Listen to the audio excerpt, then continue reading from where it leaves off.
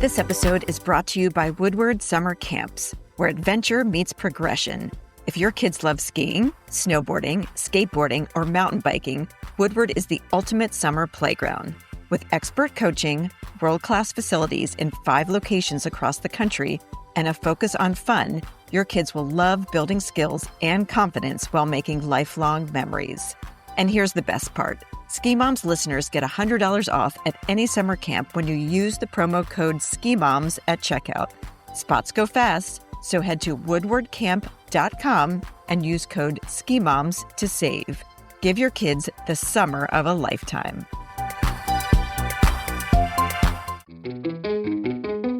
Welcome back to the Ski Moms podcast. It's season 5 and we're hitting the slopes. We're sharing real, unfiltered stories of motherhood on the snow. From conquering the bunny hill with toddlers to squeezing in your own powder days, this season celebrates every type of ski mom. Thanks for joining us. We've got a great season lined up, and be sure to subscribe so you never miss an episode. In the summer, we do really try to highlight events that get women out in the mountains and outside, so carrying that empowerment and joy that we feel in ski season into warmer weather. So today, the Ski Moms are welcoming Sam Ryan. She is the Director of Partnerships at the Rome Fest, and we're going to talk all about this unique cycling event. She's also a mom, a snowboarder, and has spent years in the mental health space. And we are so excited to talk to her, and we like to switch gears, Sarah and I. We're not apologizing for that pun either. But we do, before we start talking to you about cycling, Sam, I do hear that you have a passion for splitboarding. Is that true? Yeah, about 6 years ago, 8 years ago, I moved to North Idaho. So I am way up in the top of, on the Canadian border. Yeah, I moved here from Northern California, really seeking more water. The 4 seasons up here are pretty dramatic. And I find that is a huge part of I think all of us as humans, right? We need those 4 seasons, those distinct seasons of expansion and contraction. But I moved here, met a woman who I just say she is my yes woman. Like, I just say yes to her no matter what. And she said, "Do you want to come splitboarding in Canada on a heli trip?" And I said yes. And I had no idea what I was saying yes to, and bought a splitboard, figured out how to put my skins on, how to get into the mountains, and have been saying yes to her really ever since. And she's my primary splitboard buddy.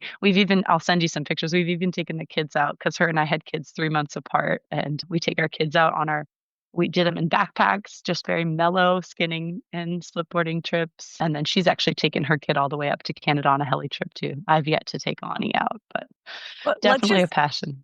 Yeah, no, but let's just back up and explain what a splitboard is. Good call. Yeah. So snowboards can be split in half. Turns out they figured out that if you cut them in half, they look a lot like skis.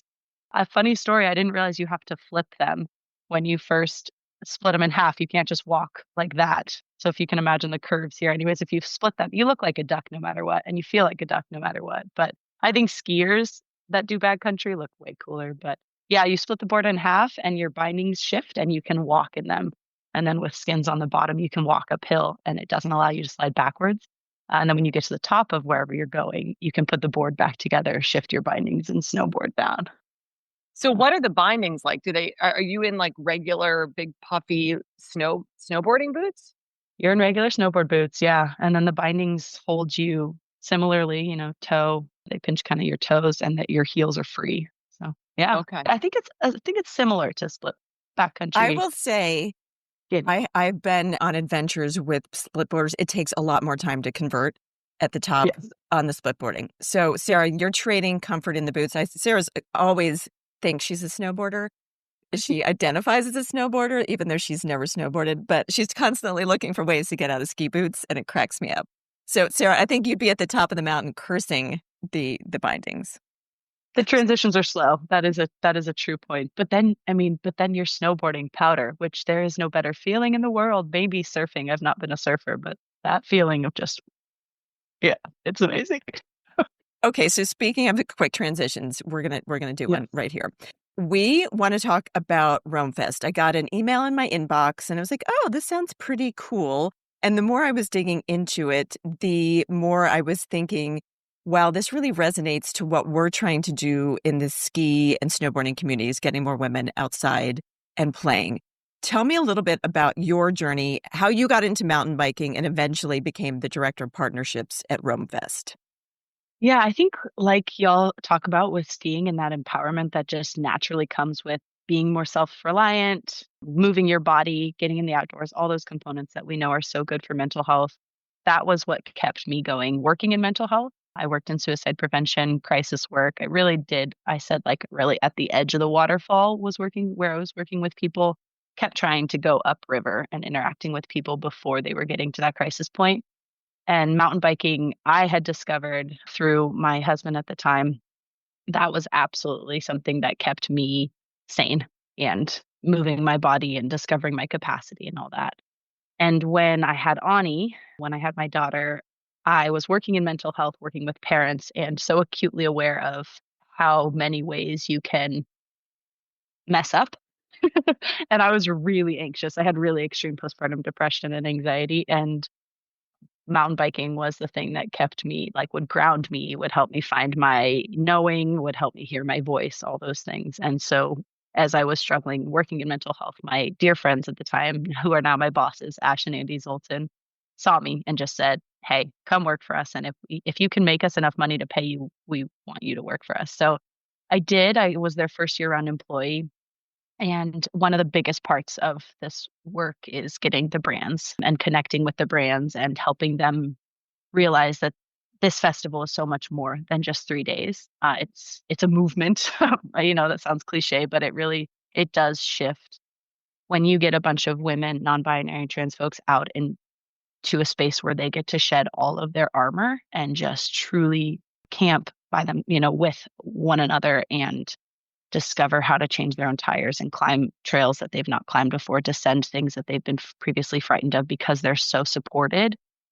That energy, that experience goes with them as they go back home, right? As they go back into their communities, as they go back to their families, as they go back to their children. And now I get to talk to the brands about that. And honestly, the brands that we work with already understand that. We're at a point now where most of the brands we work with are already doing so much inclusion work and they want to be a part of our festival.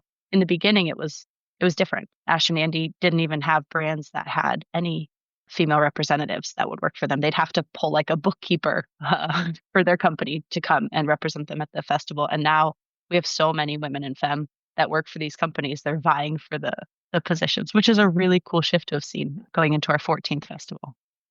Okay, so tell us about what Rome Fest is.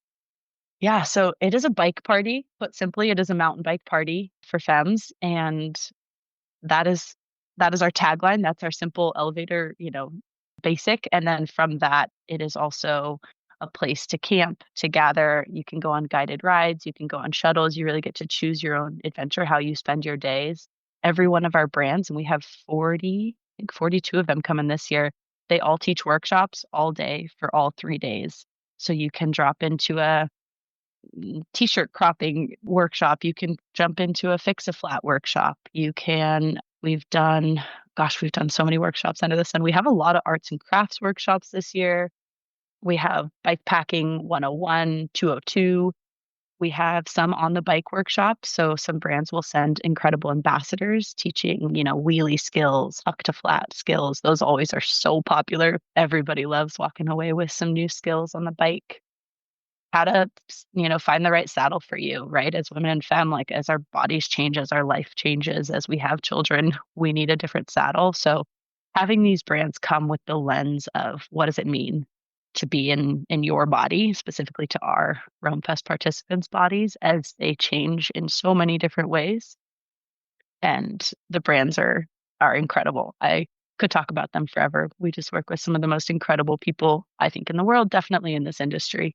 Like Industry 9 has been with us since the very, very, very beginning. Specialized has been with us since the very beginning. And then now we've been doing this so long that some of the brands coming this year came initially as participants. And like I have this one woman, she's an artist. It was something she did on the side. She came to Rome Fest. She saw all of these like women-owned businesses. And she's like, I'm going to make my passion into my profession. So she launched her business, I think this last year, Anatomic Outfitters, and she's coming this year. She's got cool fenders and shirts and just really neat graphics. So seeing that too, that growth of people saying like, wait, Other people are making this their world, and I want the world to look more like that as well. And it's 3 days, but it's so much more than that. And then we do it in Fruta, September 19th, 20th, and 21st. And where is that? Well, let's see, 30 minutes from Grand Junction, which is where our company is based, where most of our team is based, about an hour and a half from Moab. So it's deserty. It's really fun, like some techie and a lot of flowy trails. It's really geared for like it's not your first time on a mountain bike, although if it is, we'll still take you out and you'll have a blast, but really a sweet spot for kind of intermediate beginners and then up. That's what I was just going to ask you. What expertise range are you going to feel is going to have the best experience from this? So you think like an absolute beginner, maybe not a great match, but if you've had a few rides and you're looking to turn this into something more, it's a good spot for you. Yeah, and it ends up being, I've taken some of our brands, we'll send people that have never been on a mountain bike, but they've been on a bike. And I'll take those folks out, and the joy that, erupts on people's faces once they've come down there's a great trail that we love to take kind of really beginners down. And that is such a transformative experience. And we even have had many people that try mountain biking for the first time at Rome Fest and end up buying bikes and come back.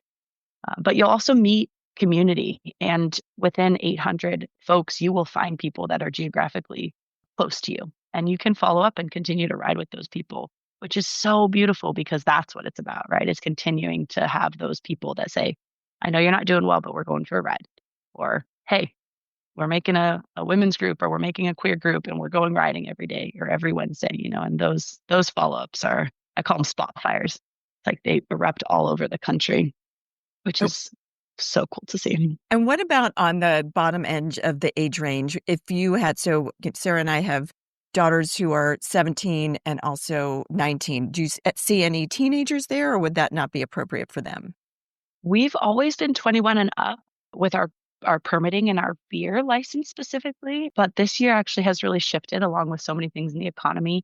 Our beer partnership has shifted. So we are open to bringing in youngers, and yeah, it's mostly just reach out to us if you have somebody that is younger that you want to bring. And we had a woman come by the booth. Actually, we were just in Denver at the Outside Festival, and she's in college, I think. Well, the woman came by, she's in her 50s and her daughter was 19. And she said, my daughter and I really want to come. And so we are definitely more open to that than we've been before, but you just have to write to us and let us know, who's the person. And then we have to put on a wristband that just says, they're not over 21.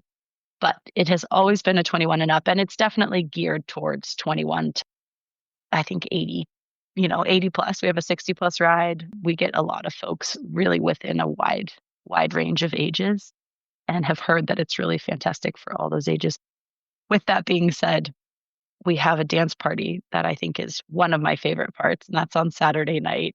And just imagining, sure, you can imagine 600, 700, 800 women, femmes, folk dancing together.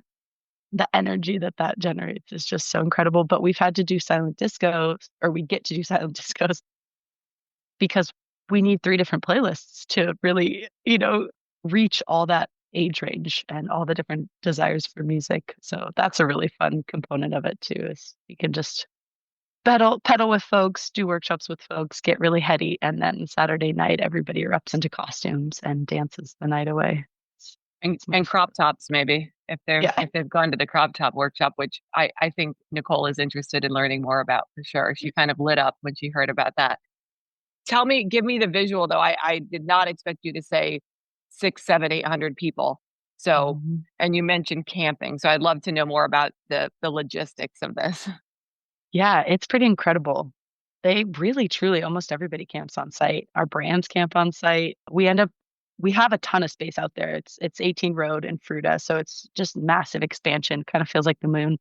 So we have the ability to camp everybody out there. People do get Airbnbs as well if you really enjoy showering at the end of a biking day, which I totally get that.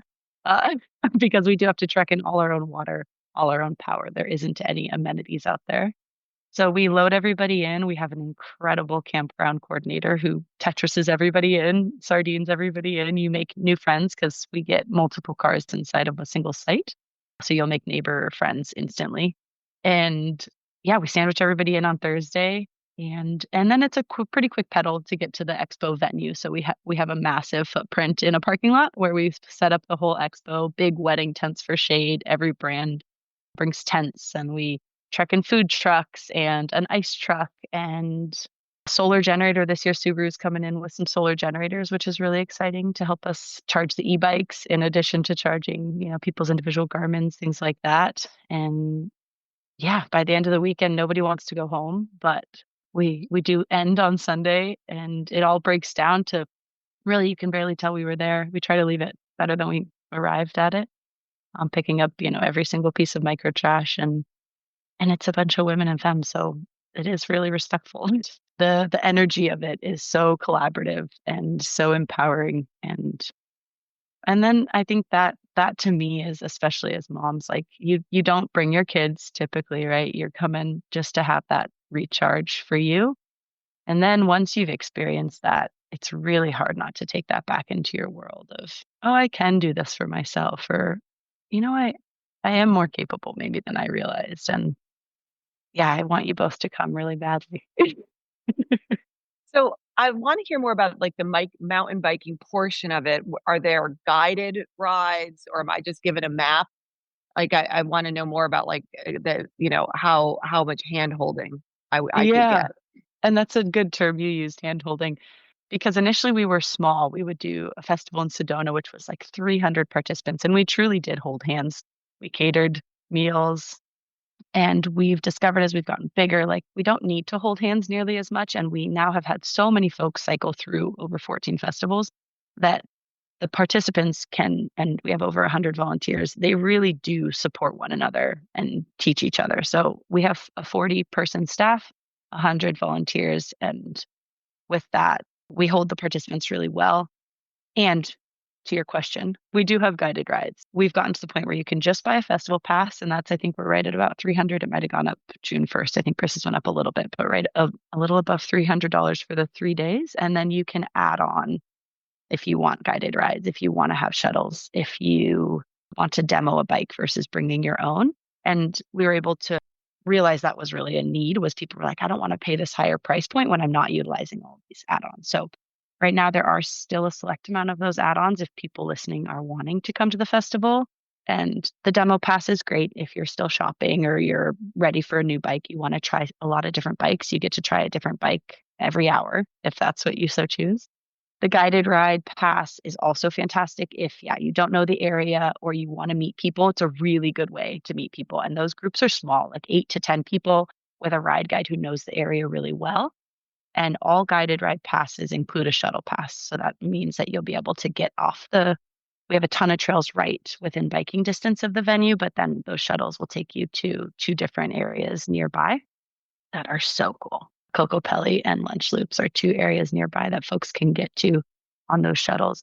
Or if you don't want the guided rides and you know the area, you want to self-navigate, we do have really great QR codes that you can just take a picture. It brings you to Trailforks, and the navigation will set up on your phone. And then you can take a shuttle and get out there. You can form your own groups if you make friends in your campground or make friends at the festival. And you're like, oh, we all want to go out and try this trail together.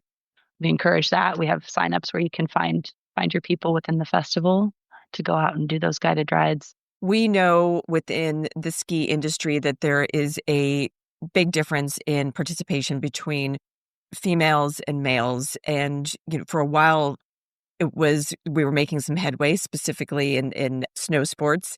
And I wonder, in mountain biking, does that same discrepancy exist? Is it starting to flatten out? Are we seeing more women participating in mountain biking? What are you seeing as the trends in that particular sport? Yeah, that's such a good question. And I'm really curious on the ski and snowboard side too.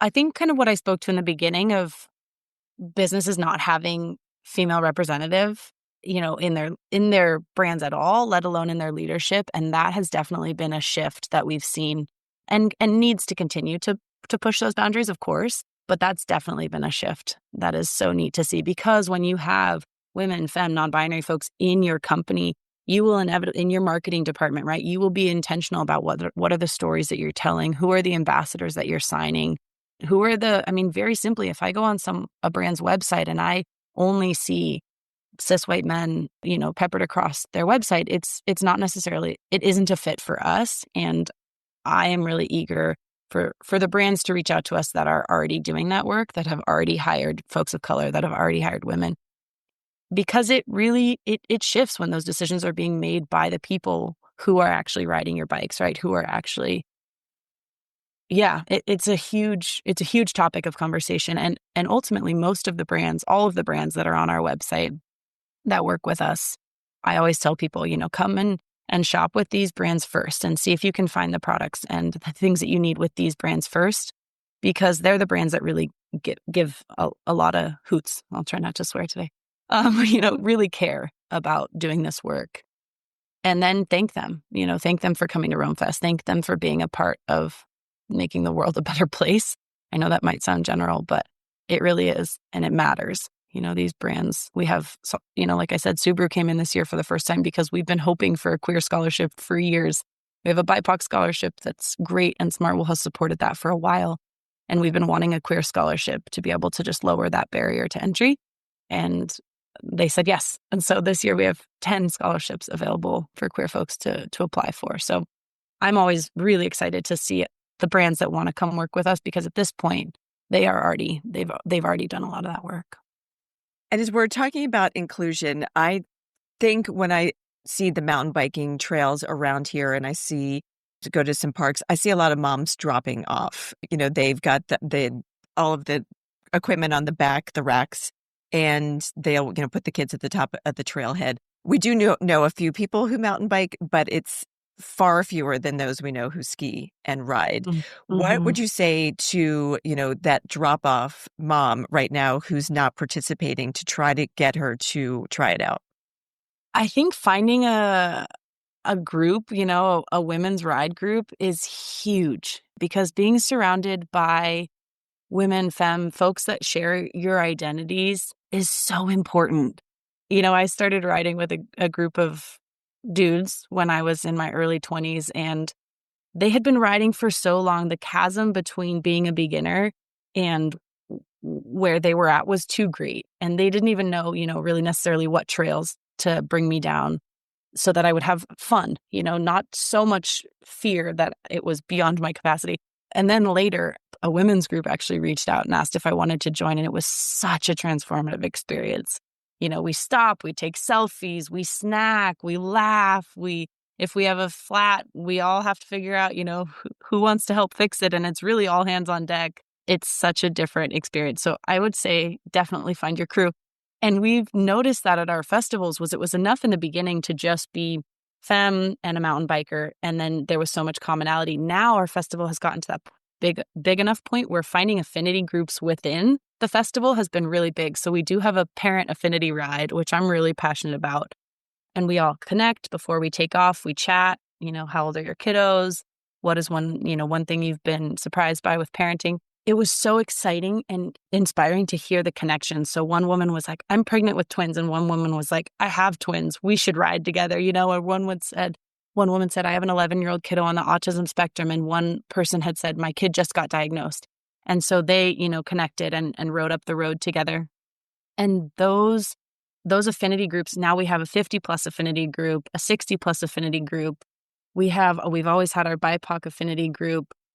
We have so many we have a sober AF group, because we have a group of folks that are coming from Tennessee that are really big in the sober community there and want to do an affinity ride. And we have a geology affinity ride because we have a bunch of geologists that come out. I mean, it's so neat to just see somebody says, I'm passionate about this. Can we make a group? Yes, absolutely. And then you just really get to meet people with shared identities. And you almost forget when you're climbing or grinding because you're having such an important conversation and you're learning so much. And then you descend and you laugh and you squeal and you might fall and you get lifted up by a bunch of other folks with so much love and support. So that's been a really beautiful thing. So for those moms that are still doing drop-offs and you're curious, I'd say find other people that share something in your identity. It doesn't have to be that you're both moms or you're both women. It can be other elements, but we definitely find that there's something powerful about women and femme rides. And they exist all over the country, all over the world.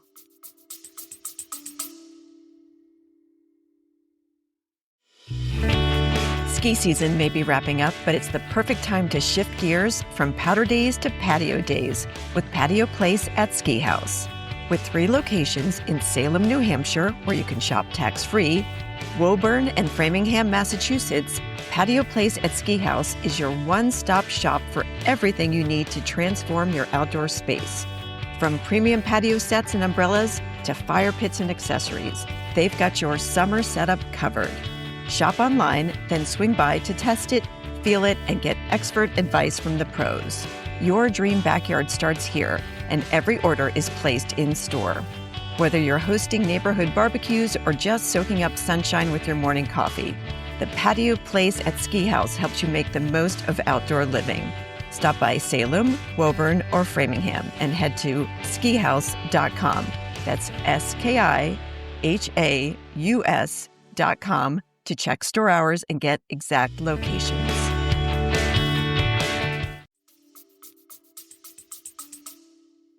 I think we would be in the snacks affinity group if there's one of those for us, probably, and maybe Savvy B. That is fine. That is definitely fine. This sounds awesome. But when you went back to talking about first learning, I heard a lot of parallels to stories we hear of people learning to ski the first time. Their friends from college taking them to the top of the mountain, and they have a usually not great experience. So what we always tell people is, start with lessons. If we wanted to get into mountain biking right now, are there lessons? How do you find something like that to start getting up to speed? It's a good question. There are incredible coaching organizations. We are not a coaching organization, but we definitely have a lot of friends in that world. So Venture Birds is a really incredible coaching organization that's coming out of Colorado. They're longtime Romies. They've supported our festival since the beginning. 2 sisters actually running that company, and then their coaches are all incredible. Ladies All Ride, Lindsay Richter is an organization we've been connected with for a long time. They're a phenomenal organization. And I just know, with ski shops, your first impression can really make or break the experience. And Sarah and I have both been into ski shops, and we've had some knowledge and we knew what we wanted, but we've both been turned off. And just know that if I were a beginner, I would have ended up with the wrong equipment and I would have had a miserable day, because they were just kind of sizing me up and saying like, okay, well, there's this pink ski. It'll probably work for you. And I just fear that that's the sort of the same thing with mountain biking, that she walks in and they're like, I don't know, you're talking to a teenage boy who's not trying to, build a bad experience, but he just doesn't know about her body and, what's ahead for her. And he just steers her to like the women's bike section. He's like, well, this one's got, pink flames on it. Maybe that's good for you. So I wish there was like a women's network of shops that we could recommend. But I guess just a lot of word of mouth of, if you see a rider that looks competent, you've just got to accost her like we all did when we were trying to make friends when our kids were little, and just, pepper her with as many questions as you can pull off before she's got to go. Well, and there's Women's MTB Network now, which is a great resource. Mia, who runs that, is such a spitfire and brilliant. So what she's pulling together in terms of resources on her website, I definitely can encourage going that direction.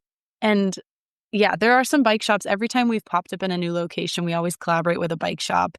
And always the conversation is, what are you doing to reach those folks that might not feel welcomed in your bike shop? And those conversations are really beneficial. So we work with a great bike shop in Grand Junction called Gear Junction, and run by 2 gentlemen, incredible allies, brilliant, inquisitive, curious, compassionate people who really start from the question of, what are you excited about? What trails do you love to ride? And never assuming anything about a person as they walk in. And that's a huge, huge encouragement that we make with people is if you're sending a brand representative, always be curious. You never make an assumption about a person. If they're walking up and they're in a bigger body, don't make an assumption about their fitness, right? Always start with a place of curiosity, because we don't know. We don't know somebody's story until we ask. And that is the energy and the ethos of Rome Fest. And the more I work in this world, the more I see it really everywhere. And I challenge, our local bike mechanics of, have a women's mechanic maintenance day, right? Have a day where you are encouraging a group of women or femme to come in and work on their bikes, because women are going to ask more questions if they're in a safe space, right? If they're in a group with a bunch of other women. And we're seeing that. You can see that across the board. But if you're looking up a bike shop and you're trying to vet it, see if they have any specific days that are either for any kind of marginalized group, right? For women, queer folks, BIPOC folks, if they've got specific outreach that they are doing, days, workshops, trail rides with any kind of marginalized community, already that to me is a huge green flag. Yeah. Nicole and I years ago walked into a mountain bike shop we won't name it, but in Vermont. And we definitely had that experience of like the record kind of skipped and everyone turned and looked at us. And I'll just say, like, we have not gone back. It was not a welcoming experience. And yeah, we definitely didn't feel like we were being seen or included in any way. So hopefully that's changing. This was probably, 7 years ago now. But, when you have an experience like that, you don't feel like, you want to pursue it anymore. You just feel really, really turned off by the experience. Yeah. Yeah, absolutely. And then imagine, right? Like, not only are you a woman, but you're a woman of color and you're a mountain biker and you walk in and nobody has any idea how to even see you, right? So that to me is where I have seen a shift and there is so much more work to be done. But hire those folks into your companies is the biggest thing that the brands that I just encourage with the brands. And a lot of the brands that we're already working with are already doing that. Most of the brands now are woman owned, which is such a cool transformation to have seen. But some of the big brands are still, very male dominated. And this industry is still male dominated. A lot of work has been done and so much work still needs to be done. But now, I'm in North Idaho and almost every day I'm out on the trails. There are more women now than men. Yeah, I don't know if it's the same in your area, but it is so neat to see that shift. Blows my mind. Well, we love to wrap up our interviews talking about après culture. I'm not sure what you call it after a bike ride. There should be a term for what is just après. I feel like après, yeah. I'm sure some mountain bikers have, post ride. I know after a hot workout, like something salty tastes so good. So I'm like leaning into like nachos with guacamole. Like that is what I want after like I've gotten my sweat on. What do you kind of crave? And maybe like a margarita or a beer. I tend to go for more of that like savory experience. But what is your go-to after a big ride? Ooh. Well, I'm in North Idaho. We have a lot of burgers. So usually I crave like burgers. And I've been doing more gravel riding out here in the early part of the season because it takes a while for our snow to melt out of the mountains. And I'll pedal to our local brewery and get just a big order we have the best fries, I think, in town at our local brewery that puts on is totally run by such an incredible team. We put on pride there. They do great fries. So usually it's, fries, a cheeseburger. Yeah, and it used to be beers. Like that was a really big part of our festival was come down and have a beer. And we've seen more of a shift as I think a lot of people, but less of the craving the alcohol and more just like I need a cold beverage. Goo comes and provides a lot of great hydration for us. And Simply Pop is actually a new brand we just chatted with. They're going to be sending a bunch of like prebiotic sodas. So anything cold, refreshing for sure. Yeah. Yeah, we've definitely seen a huge shift. And I know a lot of the mountains are now carrying NA beers, which we think is fantastic, especially if these ladies have to ride back to camp after, enjoying some après. We want to keep them safely on their bikes. But we would love to know, where can we go and find more information about the ride? Give us the dates again and where to learn more. Yeah, so roamfest.com has all of the information there. And we do still have some tickets on sale, but those add-ons will go fast. So definitely encourage folks, if this is intriguing to you, check out the website and see if it's not like heck yes, it's a heck no is what we encourage people. It'll feel like a yes. If you go on the website, you're like, yes, that sounds like something I want to do. Check us out on Instagram. This is Rome is how you can find us. And yeah, just see if it feels like a yes. Come check it out. We also have Rome in the Wilds. We have these one-day pop-ups that are happening now where some local ride organizations are partnering with Rome Fest to do a one-day where you get to come and go for a women, femme, non-binary ride. And those are fantastic. I would definitely encourage you to just follow us on Instagram if you're on the socials to see that. And then we started picking up Bhutan Fest, which is a women ski and snowboard festival in April. We buy out a whole resort outside of Glenwood Springs, and we had 650 participants this last year. We have the world's largest naked ski lap. It was 75 degrees, a bunch of folks skiing naked. So if you're craving more of these spaces, just the place to drop all your shields and celebrate what it means to be a woman, yeah, check out Boot Tan Fest as well. That one's a pretty fantastic festival. Sam, thank you so much for all of this information. We are excited to learn more about the mountain biking community, encourage more of our moms to take this on in the off season and continue playing in the mountains. So thank you for all you're doing for us.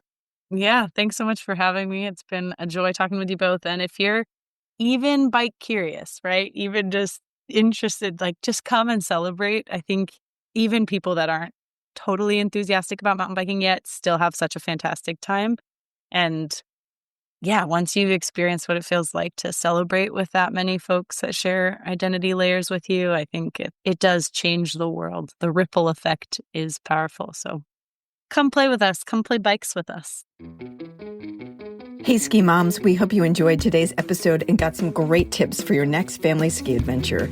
If you had as much fun listening as we did making this episode, we'd love for you to hit that subscribe button so you never miss out on our latest episodes. And don't forget to rate and review us. Your feedback helps us bring you more of the content you love and helps other ski moms find our podcast. Plus, we love hearing from you. So whether you're on the slopes or just dreaming of your next snowy getaway, stay connected with us. Follow us on social media, share your favorite episodes with your friends, and let's keep this awesome community growing. This summer, Ulster County is the perfect place for a family-friendly getaway. From farm festivals to fireworks, there's something for everyone, just a short drive from the mountains. For family fun, you can pick strawberries and enjoy farm fun at Kelder's Farm. Watch homemade boats float down the river at the new Paul's Regatta. Or how about a kid-free trip to enjoy wine and live music at the Robabero Winery? Everyone will love celebrating the 4th of July with a fireworks spectacular over the Hudson. And don't miss Maverick Family Saturdays in Woodstock with live music made just for kids. Looking for more? Ride the Catskill Mountain Railroad's Ice Cream Express or visit the Teddy Bear Museum in Kingston for a dose of nostalgia. Make Ulster County part of your summer plans. Learn more at visitulstercountiny.ny.com.